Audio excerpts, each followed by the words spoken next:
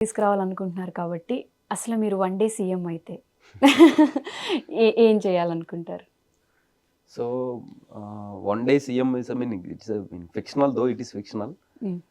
It's a great opportunity to serve the people అన్న. హ్మ్. అయితే వన్ డే నాకు సీఎం గా పొజిషన్ అనేటువంటిది వస్తే ఏంటంటే, ఇప్పుడు పెండింగ్లో ఉన్నటువంటి గ్రీవెన్స్లు ఏవైతే ఉన్నాయో అవన్నీ సింగిల్ డేలో సాధ్యమైనంత వరకు సాల్వ్ చేయగలిగేటువంటి వాటిని చేయాలని చెప్పి చేస్తాను. రెండవది ఏంటంటే విద్య, వైద్యం. మీరు ఎంతటి ఇదైనా గానీ విద్య, వైద్యం, న్యాయం ఈ 3 యాస్పెక్ట్‌లు ఇంకా ఒక్క రూపాయి కూడా చెల్లించాల్సిన అవసరం లేదు. అది జ్వరం వచ్చిన దగ్గర నుంచి సూపర్ స్పెషాలిటీ వరకు ఏది వచ్చినా.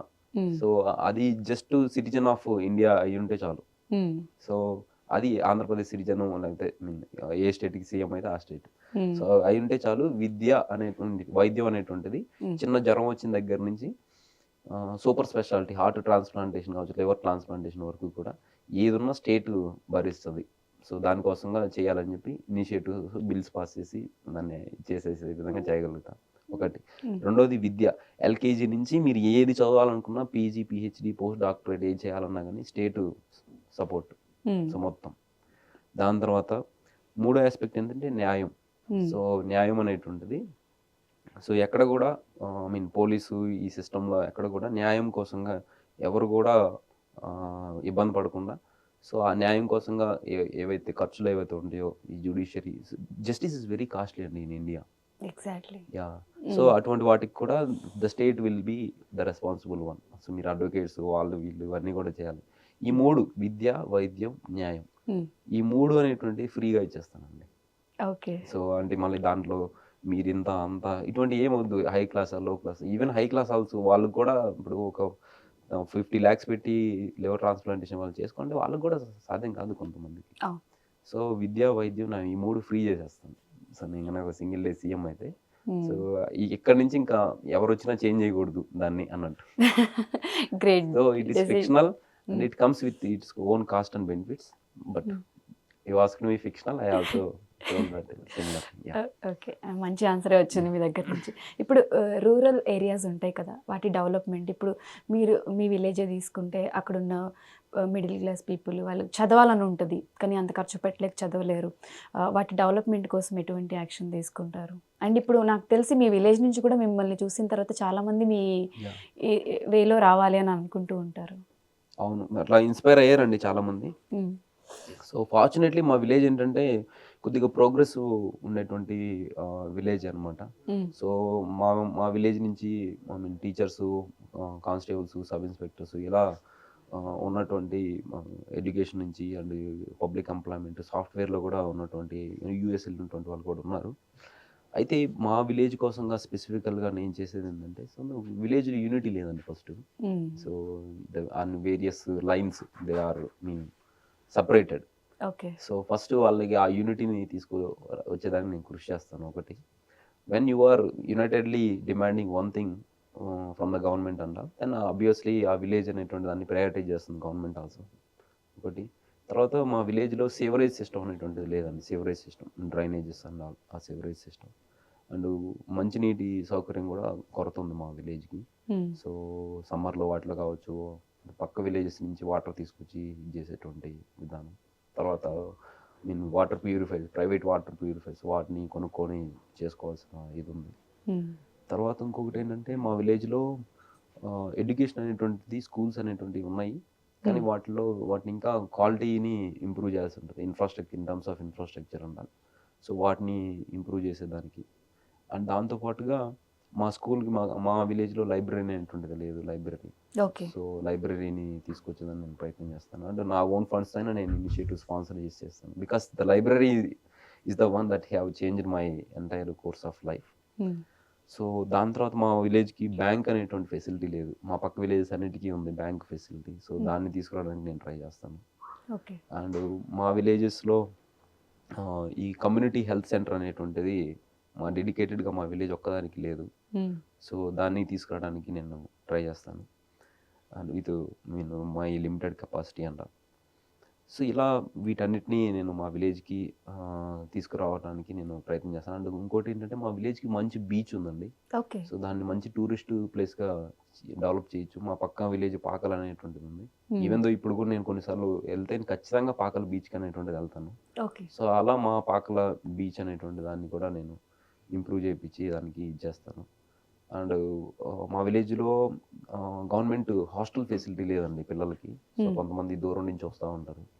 సో వాళ్ళకి గవర్నమెంట్ రెసిడెన్షియల్ హాస్టల్ అనేటువంటిది శాంక్షన్ చేయించేదానికి సో నా వైపు నుంచి నేను కృషి చేస్తాను. అండ్ దీని పొలిటికల్ ఎగ్జిక్యూటివ్ని అడగటము, లోకల్ కలెక్టర్ గారిని వాళ్ళ దృష్టికి తీసుకెళ్ళటము, సో ఇటువంటివన్నీ చేసి సో దాన్ని విలేజ్కి ఉన్నటువంటి ప్రాబ్లమ్స్ని నేను అడ్రస్ చేస్తానండి. ఓకే. సో ఇప్పుడు మిమ్మల్ని చూసిన తర్వాత మీ బ్రదర్ కూడా ఇప్పుడు స్టడీస్ ప్రిపేర్ అవుతున్నారు అని చెప్పి విన్నాము. సో ఆయన రియాక్షన్ ఎలా ఉంది? అండ్ ఆయన్ని మీరు ఎలా చూసుకున్నారు? అంటే మీరు పెద్ద కాబట్టి ఒక రెస్పాన్సిబిలిటీ తను మీకు. యాక్చువల్లీ మా నాన్నగారు నా చేతిలో చనిపోయారండి. సో మేము చెన్నై ఎక్స్ప్రెస్ హైదరాబాద్ నుంచి మేము వెళ్తున్నప్పుడు సో అది నిడుబ్రోలు అనేటువంటి స్టేషను గుంటూరు దగ్గర నిడుబ్రోలు అనే పొన్నూరు అంటారు దాన్ని. సో నిడుబ్రోలు అనే స్టేషన్ దగ్గరికి వచ్చినప్పుడు ఆయనకి హార్ట్ చెస్ట్లో అనీజీనెస్ వచ్చింది.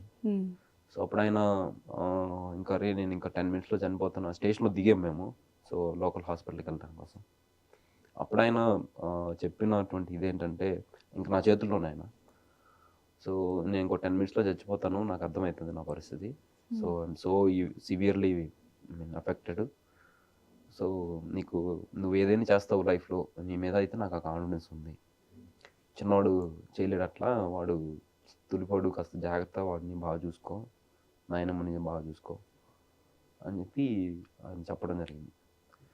తర్వాత నేను కొంచెం అంటే ఇప్పుడు సివిల్స్ ప్రిపేర్ అవ్వాలనుకున్నప్పుడల్లా నాకు ఇచ్చిన పాకెట్ మనీ అంతా మనీ ఖర్చు చేసేసేవాడిని. అంటే బుక్స్ అని, మెటీరియల్స్ అని ఇవన్నీ కొనుక్కునేవాడిని. నేను పార్ట్ టైం జాబ్ చేస్తూ కూడా ఆ బుక్స్ వాటన్నిటికీ బుక్స్ కొని మా రూమ్ నిండా బుక్స్ ఉంటాయి. మా నాయన తిడతా ఉండేవాళ్ళు, అరే ఎందుకురా బస్తాలు బస్తాలు తెస్తావు బుక్స్ అని. సో అలా అయితే నేను అలా బుక్స్కి వాటికి ఖర్చు పెట్టేస్తూ ఉండేది. అంతకుముందు చాలా పొదుపుగా వాడుకుంది డబ్బులు.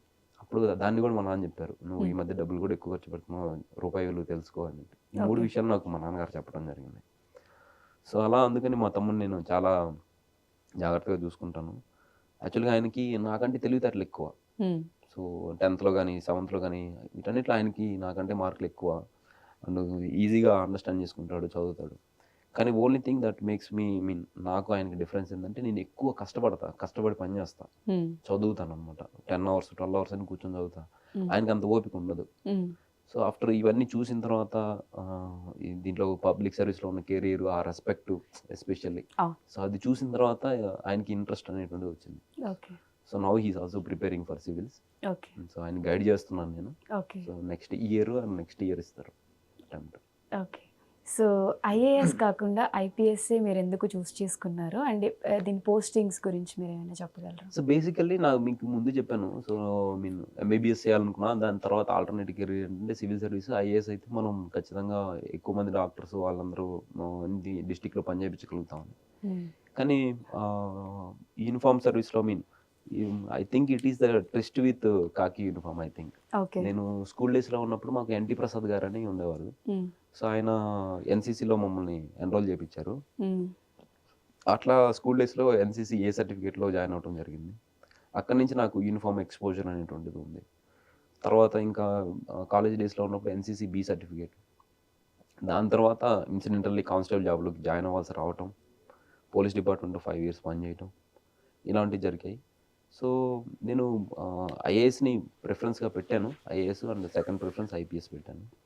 సో అయితే అలా పెట్టిన తర్వాత కూడా అనూహ్యంగా నాకు ర్యాంక్ కూడా కరెక్ట్గా ఐపీఎస్ రేంజ్లోనే వచ్చింది. సో అలా నాకు సిన్స్ ఎన్సీసీ ఏ సర్టిఫికేట్ నుంచి యూనిఫామ్ వెంటాడుతూనే ఉంది. అండ్ ఇన్ఫ్యాక్ట్ ఇంకా ఇంకొక ఇంట్రెస్టింగ్ ఫ్యాక్ట్ ఏంటంటే మా తాతగారు అంటే మా నాన్నగారు చిన్నప్పుడే చనిపోయారు. సో ఆయన కూడా పోలీస్ డిపార్ట్మెంట్లోనే కానిస్టేబుల్గానే జాయిన్ అయ్యి తర్వాత వితిన్ 1 monthలో జాబ్ మళ్ళీ క్విట్ చేసి వచ్చేసారు ఆయన. సో తర్వాత చనిపోవడం జరిగింది ఆయన. అండ్ మా నాన్నగారు కూడా లారీ డ్రైవర్గా పనిచేశారు. సో ఆయన కూడా కాకి యూనిఫామే. సో ఇలా ఈ కాకి యూనిఫామ్ 3 తరాల నుంచి ఇట్లాగే వెంట వస్తుంది అనిపిస్తుంది. సో ఇప్పుడు నాకు మళ్ళా ఇయర్ కాక నెక్స్ట్ ఇయర్ అయినా మళ్ళీ అటెంప్ట్ ఛాన్స్ వస్తే ఖచ్చితంగా నేను మళ్ళీ సివిల్ సర్వీస్ రాసి ఐఏఎస్ కూడా ట్రై చేస్తాను. So there is no fixed thing as such. So I think it is trust with కాకి అనమాట. So Okay. దానికి నాకు ఏదో సంబంధం ఉంది అది అన్నట్టు. మీ బ్లడ్ లో ఇంజెక్ట్ Yeah, అయిపోయినట్టుంది yeah, maybe. ఏదో బంధం ఉంది బ్లడ్ లో ఇంజెక్ట్ కంటే కూడా. Hmm. So it has close relation with me అన్నమాట. ఓకే.